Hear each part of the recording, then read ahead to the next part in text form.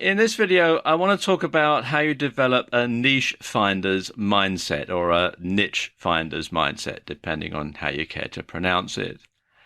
And in doing so, you need to look at the world slightly differently. You need to develop a sort of an outside of the box way of thinking. Now, there are practically an unlimited number of niches out there.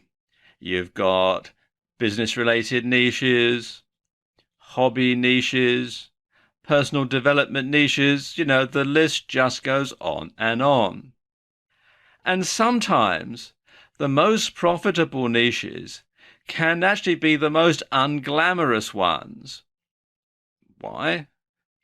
Because not many other people are marketing to them, so that leaves the field wide open for you. Now, think about it this way.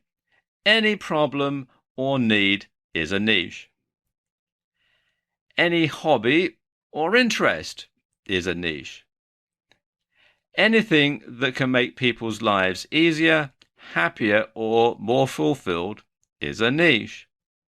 So, to put it simply, what you have to do is find a void and fill it. And that's actually easier than you think.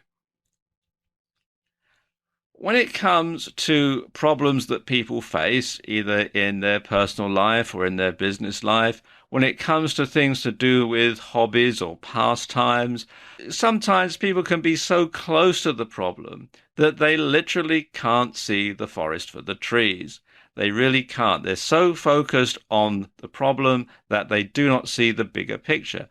Now, that gives you an advantage because you can see things from a distance because you're not so close to the problem. You can look at the problem from a different angle from the one that they're looking at. You can look at the problem from a greater distance than they're looking at. And you might see the answer looking, staring them straight in the face, but they can't see it, but you can. And that's where you have the advantage. Now, how do you do that? Well, quite simply, you have to look at the world through the eyes of a problem solver.